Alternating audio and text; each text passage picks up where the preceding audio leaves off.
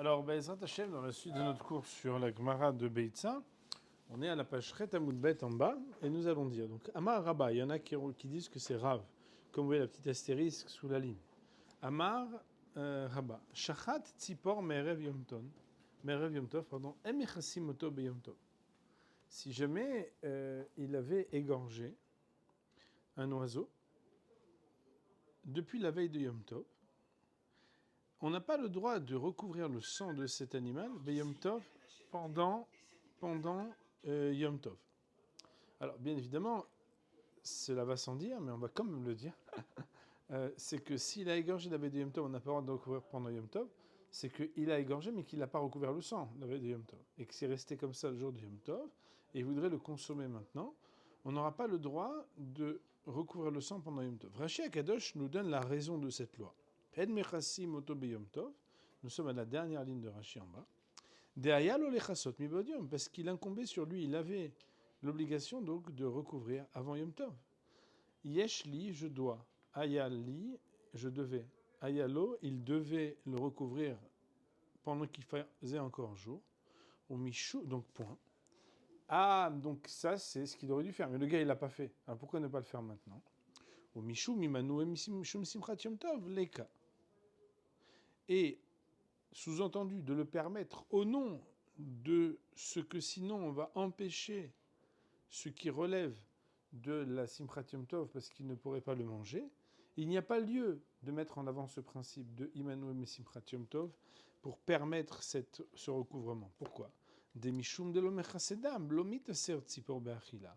Car du fait qu'il ne recouvrirait pas le Yom Tov, le sang, cela n'empêcherait pas de pouvoir consommer cette volaille ou cet oiseau. Autrement dit, il y a une mitzvah positive de recouvrir le sang, mais cette mitzvah positive n'est pas une loi de la cacheroute. Ça n'empêche pas de manger. C'est la raison pour laquelle ce qu'il aurait dû faire la veille du Yom Tov, il ne l'a pas fait, il ne le fait pas maintenant, il le fera après Yom Tov. Par contre, en définitive, il aura le droit de manger cette bête, puisque à l'entrée du Yom Tov, elle avait déjà été prête et égorgée. Pardon, j'ai une petite question. Oui. Si on a dit que c'était pour un oiseau, ils ont pris l'exemple de l'oiseau, s'il avait fait ça pour une bête, c'est une excellente question. A priori, c'est peut-être la même chose. Ça pourrait être. Mais ça n'est pas écrit, mais c'est une excellente question. Je ne sais pas répondre à cette question, mais c'est vrai que la réflexion semble juste. En fait, l'idée, c'est que tout ce qui aurait pu se faire à Yom Tov, avant Yom Tov, et n'a pas été fait, on n'a pas le droit de le faire pendant Yom Tov. Et la raison, elle est simple, c'est parce que sinon les gens vont négliger le Yom Tov en disant « Bon, ça, on le fera demain, Blinedar ». Et en fait, c'est un zilzoul du Yom Tov. C'est une manière de dégrader l'importance du Yom Tov. Un Yom Tov, ça se prépare. Ce que tu aurais dû faire avant, tu le fais avant, sinon tu ne le fais pas pendant. Nous dit la deuxième loi de cette braïta, que j'ai explicité, en même temps ça nous permet de finir la page avant que de regarder la deuxième partie, mais c'est vrai qu'on aurait pu continuer, c'est que Gilgel Issa Me'erev Yom Tov, Mafrish Memena Halata Yom Tov. S'il avait tourné une pâte, ça veut dire ici pétrir. Le Gilgul Issa, c'est l'étape décisive à partir de laquelle on est chayav behala. Le mot chala, ou chalot, est un terme générique qui est utilisé aujourd'hui pour parler des pains, lorsqu'ils sont déjà préparés. Mais comme vous le savez, la super diffusion de la mitzvah de Hafreshat Chala fait quand même apprendre aux personnes qu'il existe une mitzvah qui est le fait de prélever la chala. La chala fait partie des cadeaux qui reviennent au Kohen, à l'époque du temple. Et lorsqu'on a pétri une pâte, qui a une appellation de pâte, avec un certain poids, un certain volume, une certaine quantité minimum, on va prélever une partie de cette pâte qui va revenir au Kohen. Cette mitzvah, elle est des Oraïta en Eretz Israël et des Rabbanan en Chutzal Haaretz. Lorsqu'on dit Gilgel Issa Me'erev Yom Tov, si jamais il avait pétri une pâte pour la rendre passible et astreinte à ce qu'on en prélève normalement la chala, et ceci déjà, cette étape, a eu lieu la veille de Yom Tov. Mafrish mimena halata beyom tov. Il aura le droit de prélever, puisqu'on parle au présent. Je vous rappelle que l'emploi du présent est, de manière très générale, la permission qui est donnée dans une Mishnah. On aura le droit de prélever de cette pâte sa hala, c'est-à-dire le prélèvement qui revient de cette pâte-là pendant Yom Tov. On voit donc que dans cette braïta qui est ramenée, on dit que concernant la shrita, cela ne permet pas d'avoir shrité la veille de pouvoir recouvrir pendant Yom Tov.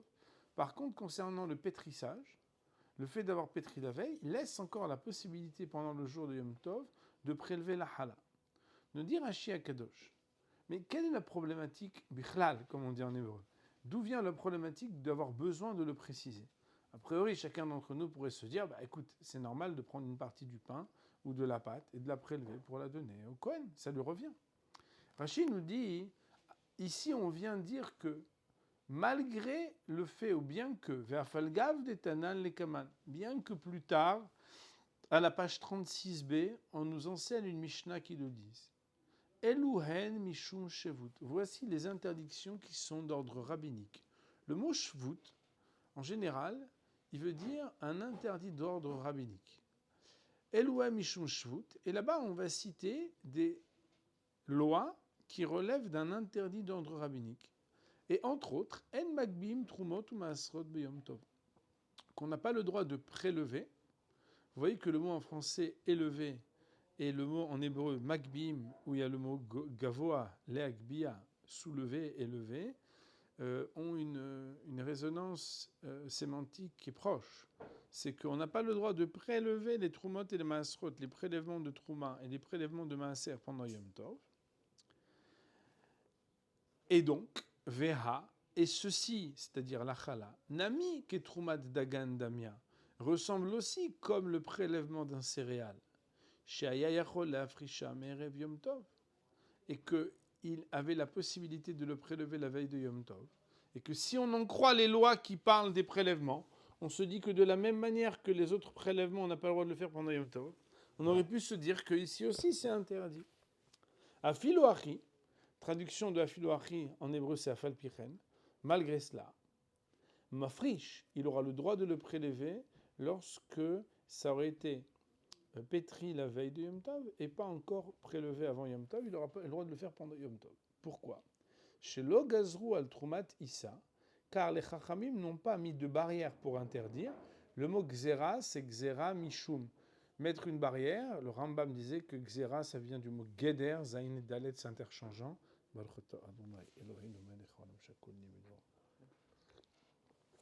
Ils n'ont pas interdit, sous-entendu, quand ils ont mis les shvut, ils ne l'ont pas inclus dedans. Car voilà qu'il aurait eu la permission même de pétrir pendant Yom Tov une pâte nouvelle et de la cuire au four pour pouvoir manger du pain chaud. Autrement dit, même quand quelqu'un a déjà du pain, s'il veut faire une bonne challah toute chaude pendant Yom Tov, d'après la stricte loi, il aurait eu le droit de le faire. Étant donné que s'il avait voulu, il aurait le droit de commencer cette pâte pendant Yom Tov.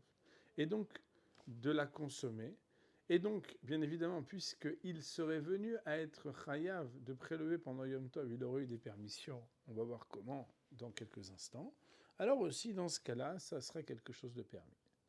Alors la Gemara nous dit, attends, si c'est comme ça, donc on a cité ce texte avec deux parties, des parties qui, semble-t-il, d'apparence, font une différence entre le kisuyadam qui est interdit pour une bête qui a été égorgée la veille de Yom Tov et la chala qui a le droit d'être prélevée pour une pâte qui aurait été pétrie avant Yom Tov. Et la Gemara de nous dire Avoa de Shmuel Amar afilu gilgel isa me'erev Yom Tov en mashrish mimena halata be Yom Tov. Même, sous-entendu aussi, dans le cas où le pétrissage a eu lieu la veille de Yom Tov, on n'aura pas le droit de prélever d'elle, de cette pâte, la chala pendant Yom Tov.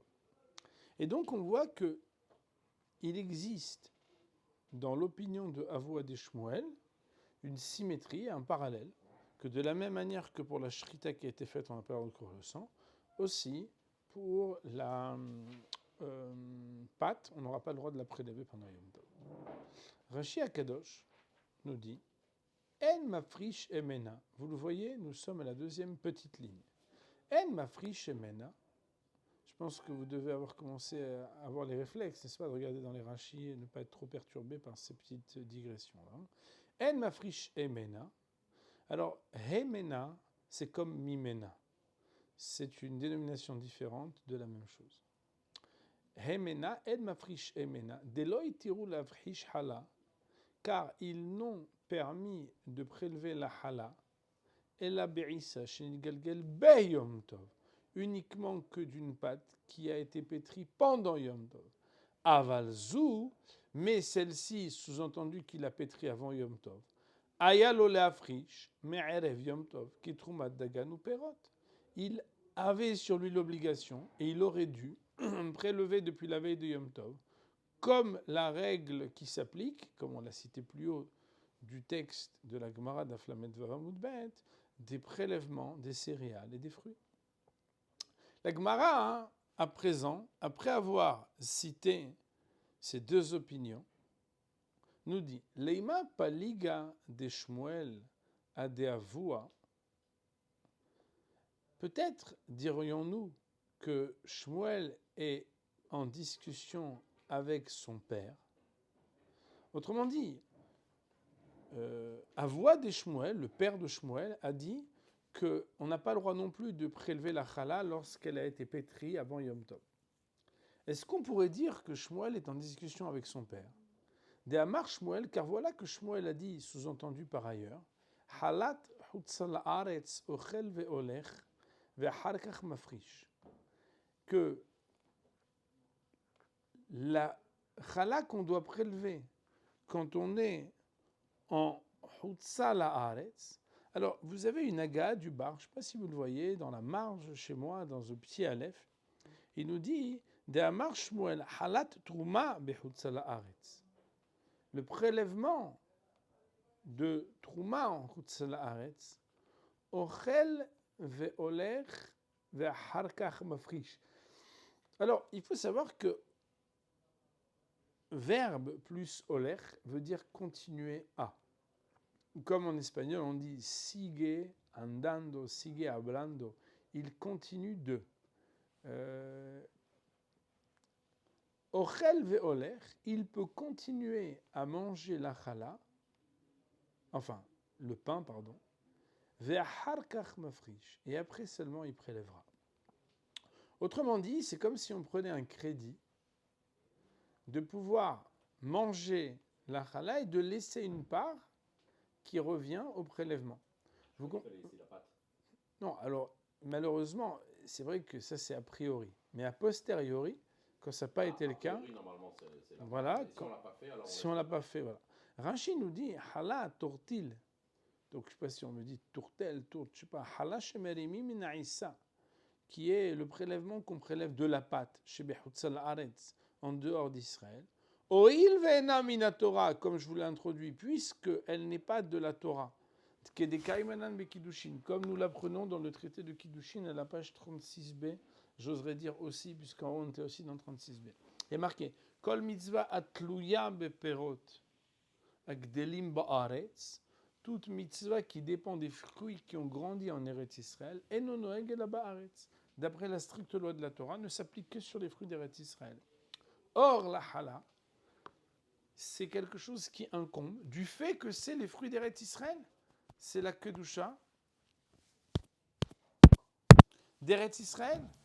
Ah, mais alors si on le fait, on le fait d'ordre rabbinique. Ochel ve'oler, on a le droit de continuer de manger kol hapat, tout le pain, ou meshayer kede hala, en laissant un reste suffisamment pour être la quantité de la hala qui aurait dû normalement être prélevée, ou mafrisha ba'aharona, et il la prélèvera en dernier. C'est la loi que Shmuel donne. Et là, Rashi de dire Alma afrashata shelo letzorechi. Dirons-nous de ça, donc tu concluras donc de ça, que le prélèvement n'était pas nécessaire dans le sens indispensable. Velo avi afrasha. Et ça n'est même pas un vrai prélèvement, puisque il est possible de procéder autrement que de l'action de prendre sa main pour le prélever, les hagbia auto, de pouvoir le laisser à la fin comme étant le reste. Tu manges tout sauf ça, ou bien tu prélèves ça et tu manges. Ve'amafrish beyom tov. Et de cette position qui est celle de Shmuel, sur la hala de Hutzal Haaretz, on aurait pu dire que peut-être qu'il est en discussion avec son père, parce qu'à ce moment-là, ça voudrait dire que Amafrish Beyom Tov, Eno Kemetaken. Il n'est pas considéré comme s'il venait faire l'arrangement de cet aliment qui manquait d'être prélevé, d'élitaser, au point qu'il aurait été interdit si jamais il n'avait pas été prélevé. Kish Aragba Trouma, de Gazurba Rabbanan Pneshinire Kemtaken. Que la raison pour laquelle nos Hakramim ont interdit le reste des prélèvements de Trouma et de Maaser, c'est parce qu'en fait, tu ressembles à quelqu'un qui a arrangé l'aliment. En quoi tu l'as arrangé? C'est qu'avant, il n'était pas comestible après la halakha, il était non cachère. Parce que, on sait bien que quelqu'un qui mange du tevel, vous vous rappelez que c'est la composition de tavlo, quelque chose qui n'est pas comestible. Quelqu'un qui mange quelque chose qui n'a pas été prélevé de la trouma, pour les kohanim, il est hayamita bideshamaim, parce que kol zar le chalbo, c'est un sourd de oraïta. On n'a pas le droit de manger quelque chose qui n'a pas été prélevé de troumot. Or ici, si Shmuel de dire que dans un cas pareil, même quand tu aurais dû normalement prélever et tu ne prélèves pas, tu peux manger tout et laisser ce qui devait être laissé, c'est que en définitive, Shmuel considérerait que prélever la chala ne ressemble pas à metaken. Et ça voudrait dire qu'il n'y a pas besoin de l'interdire le Yom Tov, puisqu'on interdit le Yom Tov que ce qui ressemble à l'arrangement de la comestibilité d'un aliment, comme les Trumot et Masrot, mais pas la chala. Et donc, dans cette hypothèse, la Gemara nous dit, alors peut-être que ça voudrait dire que Shmuel n'est pas d'accord avec son père. Alors il faut savoir, Rabotai, que ici on n'est pas dans une salle à manger marocaine où on dit « dis-moi, t'es pas d'accord avec ton père là ou quoi ?» Non, voilà. C'est qu'en fait, on veut essayer de comprendre c'est quoi la vérité. Est-ce qu'on peut faire une analogie entre ce que Shmuel a dit et l'opinion qui a été citée en première opinion dans cette braïta, ou bien que non, malgré cette opinion qui aurait pu sembler être en divergence avec Avoua des Shmuel, on pourrait quand même résoudre cette problématique. La Gemara de dire, Amar Rava de répondre, Milomode Shmuel Shim Kare Ale Hashem Shasua Lazarim. N'est-il pas d'accord, Shmuel, que si pour une raison ou pour une autre, c'est vrai qu'il aurait pu manger et laisser, mais si pour une raison ou pour une autre, au lieu de tout manger et de laisser à la fin la hala, il avait procédé différemment, à savoir, d'abord d'être Koré Lachem. C'est quoi Koré Lachem? Pas Koré Lachem, mais non, Koré Lachem. C'est que s'il avait prélevé préalablement pour dire Arezu hala, ceci est une hala, n'est-ce pas qu'elle aurait été considérée depuis le moment où il a fait hala comme interdite aux étrangers? Il faut savoir qu'ici les étrangers c'est des juifs. C'est des juifs qui ne sont pas kohanim. Et ce qu'on appelle que on a Reuven ici, là, on est des gens qui sont étrangers. C'est qu'en réalité, lorsque quelqu'un, il aurait procédé, au lieu que de manger jusqu'à la dernière miette, il aurait fait le contraire, il aurait d'abord prélevé, Shmuel aussi aurait été d'accord que c'est interdit d'être mangé par des zarim, par des étrangers. Autrement dit, la modalité selon laquelle Shmuel il te dit tu peux faire comme tu veux, tu n'es pas obligé de le prélever maintenant, tu peux manger et laisser. Ça ne veut pas dire que si par contre tu fais autrement, il n'y voit pas une sacralité qui donne quelque chose, qui empêche cette consommation à d'autres personnes qui ne sont pas des Kohanim. Rashi Akadosh d'expliquer alors qu'est-ce que ça change. Milomode Shmuel, est-ce que Shmuel ne serait pas d'accord? Bien qu'ils disent que ce n'est pas nécessaire de la prélever, cette halal, mais qu'on aurait pu la laisser dans le pain et manger progressivement le pain. C'est vrai, c'est pas nécessaire, mais chez Imkara ale Hashem, si par contre il avait appelé Shem Hala, que ça s'appelle Hala, alors Shem Kara ale Hashem, Shehala ale Hashem Hala, que oui aurait été effectif sur cette partie de la pâte, le nom Hala, Ve'asura la Zarim, et ça aurait été interdit aux étrangers qui ne sont pas Kohanim. Alma Shem Truma Alea. Donc tu diras que le nom de Teruma incombe et est effectif sur cette pâte. Ve'ita bichlal el magbim trut mot ma'asot beyom tov. Et ça veut dire que cela est à l'intérieur de l'ensemble dans lequel la Gemara d'Aflamet Vavamutbet dans Beit Sadi, qu'on n'a pas le droit de prélever de Trumot et de Maasrot de Yom Tov.